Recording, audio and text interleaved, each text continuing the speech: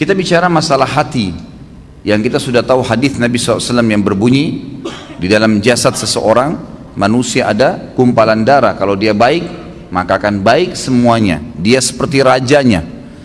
Dan kalau dia buruk, maka akan buruk semuanya. Itulah hati seseorang. Ulama membahas panjang lebar hadis ini, bahwasanya yang dimaksud dengan hadis ini adalah bagaimana hati yang diisi dengan dosa itu akan merusak seluruh anggota badannya, seluruh anggota badannya. Jadi kalau misal ada satu saja penyakit hati, apa saja sifatnya, baik itu riya kah, iri dan dengki kah, apa saja, maka dipastikan itu akan merusak anggota tubuh dia. Artinya dari sisi penampilannya pun akan terganggu, mukanya, paras wajahnya akan berubah. Orang yang biasa iri dan dengki, wajahnya beda dengan orang yang hatinya nggak ada penyakit iri dan dengki. Beda. Memang ada cahaya-cahaya keimanan di situ di wajahnya. Tentu ini bahasanya besar kalau saya ingin bahas juga hubungkan dengan masalah ibadah. Tapi kita cukupkan dengan masalah penyakit hati yang memang dari penyebab anggota tubuh seseorang selalu terjerumus dalam dosa. Efek besar sekali terhadap hati yang diisi dengan kemaksiatan itu akan berpengaruh kepada fisik dia, dari rambut sampai ke kaki. Subhanallah, pada saat ulama hadis dengan pekahnya menjelaskan kenapa Nabi SAW pada saat meninggal, mohon maaf ini kalau teman-teman yang punya uban, gitu kan? Tapi kita bicara tentang Nabi SAW. Nabi SAW waktu meninggal tidak memiliki uban kecuali 3 lembar. Umurnya 63 tahun.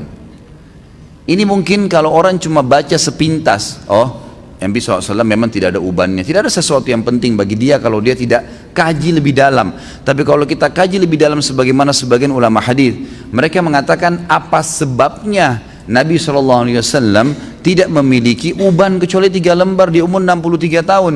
Sementara banyak manusia umur 30 tahun, 40 tahun sudah ubanan.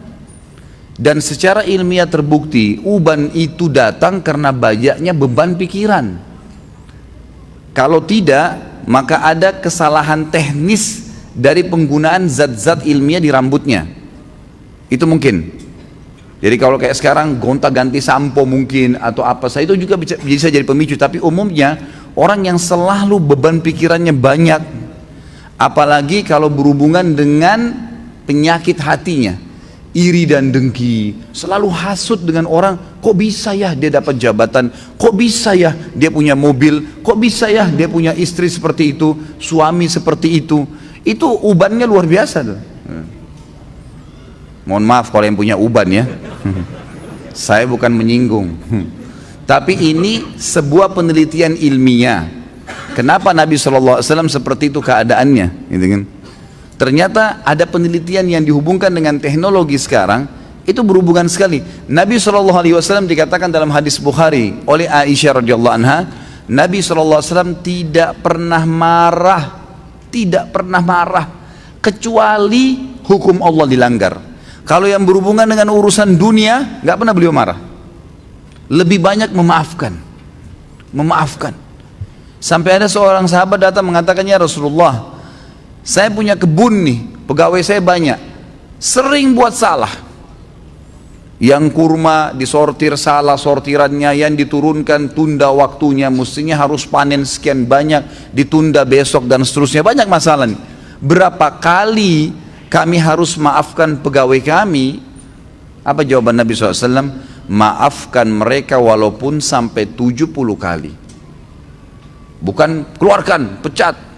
Nabi SAW lebih lari kepada masalah memaafkan. Ternyata orang kalau lebih mendahulukan untuk sudahlah maafin, ya sudah ikhlaskan, semua berhubungan dengan masalah hatinya ini, itu berpengaruh kepada organ tubuh semuanya. Subhanallah, ketegangannya gitu kan, stres, semuanya itu akan hilang karena dia pelongkan. Dan saya sudah bilang ikhwah dan akhwat rahimakumullah, dalam agama kita kalau ada seseorang berbuat jahat dengan kita, jangan balas kejahatan dengan kejahatan. Nggak boleh orang gunjing kita balas dengan gunjing. Dia dosa, kita dosa. Dia dihukum, kita dihukum. Sementara saya sudah bahasakan sering di pertemuan kita, dosa itu pasti punya efek jera yang besar. Kalau kita mencuri 1.000.000, hukumannya bukan Allah akan ambil 1.000.000 dari kita, tapi Allah akan buat kita masuk rumah sakit dibiayai 100 juta. Efek jerah dari 1 juta yang dicuri. Sejam berbuat zina, Allah bisa menghukum dia dengan sebulan sakit. Mungkin dia sempat menendang seseorang karena dianggap dia punya power, atau seekor kucing yang jalan di jalanan karena menganggap iseng, kucing itu nggak ada apa-apanya, nggak bisa melawan saya, ditendang. Pastikan efek jerahnya, satu waktu dia jalan dengan sepatu bagus, jalanannya bagus, kakinya keseleo, 2 minggu sakit. Efek jerah dosa itu besar, gitu kan? Jadi jangan sampai kita menganggap orang buat dosa itu oke-oke saja. Atau antum pernah punya peluang berbuat dosa, misal satu waktu pernah peluang bisa berzina nih dengan seorang wanita yang antum sangat kagumi, atau seorang akhwat kita punya peluang berzina dengan seorang ikhwah yang dikenal dengan kagumi, lalu kemudian tidak jadi. Syaitan membisikkan kita, coba dulu saya zina aja ya, yang penting saya sudah zina dengan orang yang saya cintai, yang saya sukai, toh saya juga sekarang bisa taubat. Keliru, karena taubat itu hanya membersihkan kita dari hukuman hari kiamat, tapi di dunia harus ada pembersihan. Tidak bisa tidak ada dosa yang tidak punya efek jerah, mesti ada, sekecil apapun. Tentu efek jerahnya itu sesuai dengan kadar perbuatan, tapi lebih berat daripada perbuatan dia. Dosa seperti segelas racun. 1 gelas racun ini sebenarnya secara medis bisa diobati dengan susu, karena susu minuman yang steril bisa mengobati racun yang masuk dalam tubuh. Tapi pertanyaannya, apakah 1 gelas racun bisa diobati dengan 1 gelas susu? Jawabannya tidak mungkin. Mungkin membutuhkan sampai 1000 gelas susu. Artinya efek jerahnya besar. Efek jerahnya besar. Maka kata kunci dalam hati seseorang. Makanya kata para ulama, bisikan syaitan agar seseorang terjerumus dalam dosa dimulai dalam hatinya. Selalu hati yang terbisik, bukan di kuping kita, bukan di luar, di dalam hati. Tuh lihat tuh begitu tuh coba aja, tuh nggak apa-apa. Dalam hati bisikannya. Dan kalau kita tahan juga dalam hati, maka tidak akan ada masalah. Jadi hati ini memang betul-betul raja nih, kata para ulama. Nabi SAW pernah kedatangan seorang laki-laki dalam hadis Bukhari, ya Rasulullah, wasiatkan saya. Nabi SAW tahu orang ini emosional. Kata Nabi, jangan kamu marah. Marah itu penyakit hati loh ya, di hati. Tapi dia teraplikasikan nanti dengan gerakan tangan, ekspresi wajah, tapi dia dari hati tuh. Nabi SAW ingatkan, jangan kau marah, hatimu tidak boleh. Apalagi ya Rasulullah, jangan kamu marah. Apalagi ya Rasulullah, jangan kamu marah. Nabi SAW, kata para ulama hadis, seringkali memberikan nasihat sahabat sesuai dengan keadaan yang sedang dihadapi oleh orang itu. Jadi makanya kita pun sebagai umat Nabi SAW tidak mengambil hukum spontan dari sebuah hadis, karena itu per kasus di zaman Nabi SAW, gitu kan? Jadi bisa saja sahabat ini pernah seperti ada sahabat yang datang mengatakan, ya Rasulullah, anak muda nih, dalam hadis Bukhari juga, saya siap tinggalkan semua dosa, semua yang Allah larang saya tinggalkan, semua yang Anda larang saya tinggalkan, kecuali satu, izinkan saya berzina. Ini kasus lain lagi. Kata Nabi SAW, apa kau ridha kalau ibumu dizinai? Dia bilang tidak. Saudarimu? Tidak. Istrimu? Tidak. Tantemu? Tidak. Anakmu? Tidak. Lalu kenapa kau ridha untuk dilakukan pada orang lain?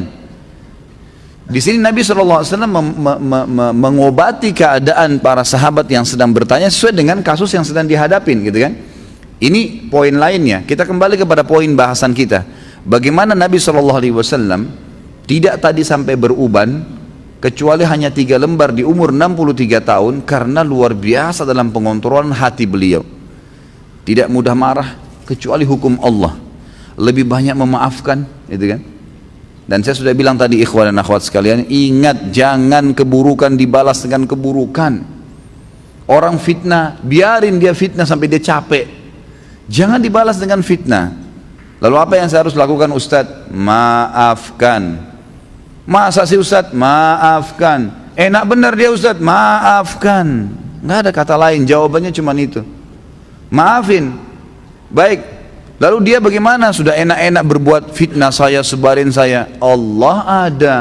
Allah subhanahu wa ta'ala itu kita yakini sebagai orang beriman, Sami', maha mendengar, basir, maha melihat, alim, maha mengetahui. Nggak usah khawatir. Hukum yang telah Allah turunkan, setiap orang yang berbuat dosa pada Allah, dia kalau tobat Allah ampuni. Tapi kalau dosa berhubungan dengan hak makhluk, manusia, maka dia harus tobat kepada Allah dan meminta maaf kepada manusia yang dia buat salah. Gunjing, fitnah, mencuri, merusak nama baik. Jadi kalau kita begitu difitnah, langsung awalnya kita maafin, udah deh saya maafin. Allah mengatakan, wal afina anin nas, hati kita steril kembali tuh. Kita mendapatkan pahala karena menjalankan perintah Allah dan Rasulnya, gitu kan? Dan dia selama dia dalam hukum Allah yang kita yakini, dia selama tidak minta maaf dengan kita, hukuman Allah tetap datang pada dia. Gak usah khawatir, gitu kan? Apa yang kita mesti khawatirkan? Toh dia akan dihukum sama Allah kok. Orang tadi yang menendang kucing dengan menganggap oh kucing ini gak bisa buat apa-apa, pasti Allah SWT datangkan hukumannya. Jadi kalau antum tiba-tiba jalan baik-baik saja, sepatunya baru, jalannya bagus, tiba-tiba keseleo, coba muhasabah tuh. Biasanya kata ulama, Allah Subhanahu wa taala pada saat mendatangkan sebuah hukuman kepada seorang hamba, itu Allah lintaskan di benak dia dosa yang dia lakukan. Subhanallah. Misal ada orang tadi keseleo, pada saat dia keseleo, aduh sakit, itu terlintas pada saat itu atau beberapa saat setelah itu, apa yang menjadi penyebab dia keseleo? Kalau dia jeli dia bisa tangkap tuh. Oh ternyata dulu pernah ada orang yang saya tendang nih, pernah mencuri sepatu, pernah apalah gitu kan, pelaku-pelaku yang dilakukan. Maka datang hukuman tersebut. Orang kalau masuk rumah sakit tiba-tiba, kemudian dirawat di rumah sakit selama 3 hari harus dirawat, demam berdarah atau penyakit apa saja. Ya. Kemudian dia pada saat sakit pastikan kalau dia peka, kalau dia kembali kepada Allah, dia bermuhasabah. Ya Allah, ini apa penyebab dosa saya bertobat sama kamu kalau seandainya ada perbuatan salah. Itu pasti terlintas di benaknya apa penyebabnya tuh. Misal tiba-tiba dia teringat, oh dulu pernah dia minum khamar, oh dulu pernah dia buat sesuatu yang haram, terlintas tuh istighfar kepada Allah, gitu kan. Seperti itu. Jadi hati memang betul-betul dikatakan sini mahkota. Dan saya lupa ya, saya tidak tahu apa saya pernah sampaikan di pertemuan lalu atau sebelumnya tentang masalah bagaimana hati itu, teman-teman sekalian, betul-betul harus disterilkan seperti sebuah ruangan yang steril sekali. Hati itu, kalau hati ini antum buka seperti ruangan, sebuah ruangan, jendelanya terbuka, pintunya terbuka, di dalam ruangan berserakan tulang-tulang bekas makanan, baju kotor, makanan-makanan yang sudah basi. Apa jadinya ruangan itu? Masuk serangga dan binatang nggak? Hah? Masuk nggak? Kok cuma ngangguk-ngangguk? Masuk kecoak, masuk nyamuk, masuk lalat, masuk burung, masuk anjing, beragam macam. Tapi kalau ruangan itu bersih, ditutup jendela dan kacanya, maka tidak akan ada masuk apa-apa. Bahkan tidak ada nyamuk seekor pun, gitu kan? Ruangannya bersih, steril, dipel, disapu, pasangin AC yang bagus, kacanya rapat, pintunya rapat, ada pewanginya, nyaman kita di situ. Ini kalau saya bahasakan seperti hati manusia. Kalau ada penyakit di dalam seperti banyaknya tulang-tulang bekas makanan tadi itu akhi dan ukhti, sedikit-sedikit antum hasut sama orang, sedikit-sedikit antum merasa kenapa orang ini lebih hebat dari saya, kenapa orang ini lebih gagah dan lebih cantik, kenapa orang ini begini, kenapa orang ini, terus dibawa dengan penyakit hati. Maka seperti hati tadi yang penuh dengan ruangan yang penuh dengan barang-barang yang rusak tuh, baunya nggak enak. Dan lebih parah lagi, ada orang dijaga sama dia, penyakit hatinya itu dijaga, dibiarkan dengan cara juga pintu hatinya terbuka. Jadi dia tidak taubat kepada Allah, tidak ditinggalkan, maka setan-setan pada datang tuh, terus menerus datang. Maka harusnya memang ditutup, dirapiin, dipel, dibersihin, steril, kita akan nyaman di situ. Makanya Allah Azza wa Jalla mengatakan dalam Al-Quran, salah satu ciri orang yang akan selamat hari kiamat dengan mudah, bahkan saya bisa bahasakan selamat masuk surga tanpa hisab, Allah mengatakan illa man atallah biqalbin salim, orang yang datang kepada Allah hari kiamat dengan hati yang bersih, steril, nggak ada apa-apa di situ. Ingat, terus saya ulangi, ingat ikhwan dan akhwat sekalian, jadikan sebagai peringatan bahasa ini. Jangan pernah siapkan musuh yang akan berhadapan dengan antum di hari kiamat. Dan yang kedua, jangan pernah beratkan timbangan dosa kita. Itu dua hal antum jaga. Sibukkan diri lawannya tuh, supaya punya teman yang bisa membantu memberikan syafaat hari kiamat tuh. Artinya berteman dengan orang-orang saleh, jangan orang-orang buruk. Jangan pernah punya masalah dengan orang lain. Sudahlah, gitu kan.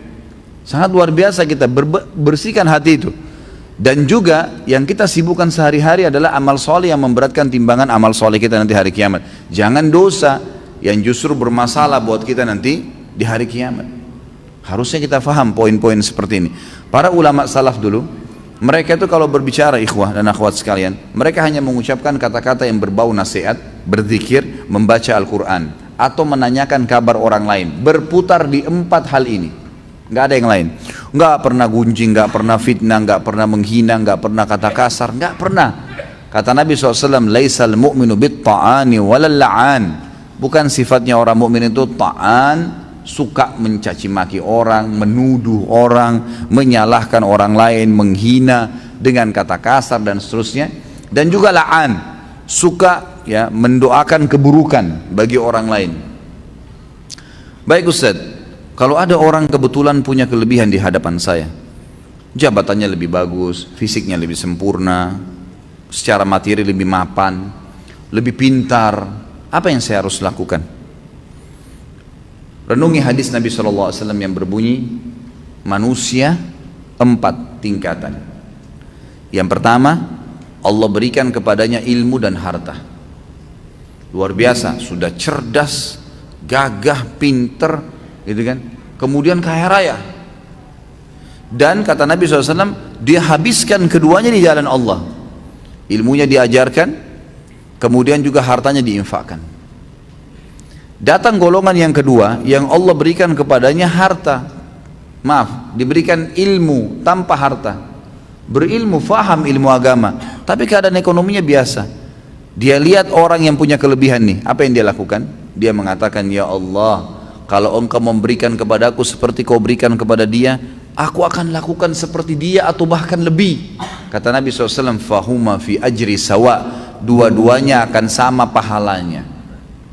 Karena memang yang kedua ini nggak punya harta, maka dia hubungkan itu dengan tekad yang kuat, niat yang baik kepada Allah SWT. Kalau dia dikasih, dia akan lakukan. Allah dengan kemahaadilannya berikan. Si yang pertama nggak dizalimi, dia dapat semuanya. Tapi yang kedua diberikan kelebihan oleh Allah SWT karena tekadnya yang baik. Golongan ketiga, orang yang Allah berikan kepadanya harta tanpa ilmu, nggak ada ilmunya, kaya raya tapi luar biasa, cuma nggak tahu mana halal mana haram. Gak pernah tahu masalah urusan akhirat, ada surga dan neraka. Gak pernah berpikir kalau mati di alam barzah nanti akan ada masalah kalau dia banyak dosa. Diberikan, dihabiskan hartanya di jalan kemaksiatan kepada Allah, bangun diskotik, bar, sibuk dengan itu. Kemudian datang golongan keempat, ini yang luar biasa ya. Kejahilan yang luar biasa. Jangan jadi golongan ketiga aja, gak boleh, apalagi golongan keempat. Orang yang tidak dikasih ilmu, gak dikasih harta, miskin, ya kan gitu. Dan juga tidak ada, bodoh, nggak ada ilmunya. Yang dia jadikan tolak ukur bukan golongan pertama sama kedua, tapi golongan ketiga. Orang kaya raya yang bangun hotel sana sini banyak kemaksiatannya, diskotik dan seterusnya. Orang-orang yang banyak tiap hari bermaksiat kepada Allah SWT, lalu dia bilang, kalau saya punya harta seperti dia, saya akan buat yang sama. Maka kata Nabi SAW, fahuma fi wazri sawa. Ini orang ini sama-sama dosanya. Rugi nggak kira-kira? Udah miskin di pinggir jalan, rumahnya sudah gubuk, nggak ada ilmunya, bodoh. Kemudian di sebelah gubuknya ada orang bangun hotel atau diskotik, keluar pakai mobil Mercy, tiap hari mabuk, berzina, gonta-ganti pasangan. Lalu dia bilang, coba saya kaya seperti dia, saya akan buat sama. Lalu kita yang di gubuk itu sudah susah hidupnya, dikasih dosa yang sama dengan dia, kita nggak lakukan, padahal tekadnya maunya seperti itu. Maka ini kata Nabi SAW, fahuma fi wazri sawa, ini sama dosanya. Jadi selalu jadi tolok ukur orang yang berprestasi dan baik. Allah berikan kebaikan-kebaikan padanya, lalu dia habiskan di jalan Allah. Yang kedua yang kita harus lakukan, berdoa kepada Allah Subhanahu. Tadi bertekad ya, yang pertama. Yang kedua kita berdoa. Saya bilang begini ikhwan dan akhwat sekalian, kalau ada orang yang Allah berikan kelebihan, apapun kelebihan yang kita tahu itu, ilmu kah, materi kah, ya, kelebihan fisik lah, apa saja. Maka saya bilang, misal ada teman saya Ustadz ganteng, ada teman saya cantik, ada teman saya pintar, ada teman saya kaya. Apa yang saya harus lakukan? Bertekad melakukan perbuatan seperti apa yang dia lakukan kalau positif di jalan Allah. Dia bersedekah, kita juga bertekad seperti itu. Dia lakukan apa saja, memang kita tidak punya kemampuan untuk melakukannya, maka kita tekadkan untuk itu, diniatkan dan dilakukan. Kalau betul-betul tekad ya, niat yang diikuti dengan tekad. Jadi kalau betul-betul ada harta memang dia akan keluarkan. Yang kedua, mendoakan dia. Ini yang jadi saksi bahasan nih, memperbaiki hati kita. Mendoakan dia agar Allah tambahkan kelebihan itu. Ada orang gagah dan cantik, semoga ya Allah engkau berikan dia lebih baik daripada itu. Lebih sudah kaya, ya Allah berkahi rezekinya. Kalau dia sudah pintar, ya Allah berikan kepintaran tambahan. Loh kok bisa Ustaz? Dia udah kaya kok, dia udah gagah, dia udah cantik, dia udah pintar, ngapain saya doakan lagi? Dengarkan hadis Nabi SAW, hadis sahih riwayat Imam Muslim. Kata Nabi SAW, siapapun mendoakan saudaranya Muslim, maka di atas kepalanya malaikat berkata, walaka mithluhu walaka mithlu. Kau akan dapat sama, kau akan dapat sama. Artinya kita bilang, ya Allah berikan dia kekayaan, sebenarnya kita sedang mendoakan diri kita sendiri. Dan doa ini diaminkan oleh malaikat yang langsung berhubungan dengan Allah Azza wa Jalla. Artinya kita kalau lihat orang kaya, ya Allah berkahi ya Allah, kita sedang minta diberikan kekayaan, tambahkan kekayaan dia. Kita minta tuh. Dan juga kata para ulama, dengan doa ini kalau Allah ijabah, maka selama mulai detik itu, selama dia ya, diberkahi hartanya lebih banyak, semenjak itu semua pengeluaran dia yang berbau pahala kita panen pahalanya, karena kita mendoakan. Jadi ada keterlibatan pahala ke dia, ada doa untuk kita pribadi. Itu kan luar biasa itu. Dan ini semua ujung-ujungnya sebenarnya untuk mensterilkan hati seseorang. Ya kan? Otomatis kita jadi tidak hasu sama orang. Oh ternyata dia punya kelebihan, ya Allah sudah kasih. Ya Allah berikan saya seperti dia, atau berkahi dia. Gitu kan?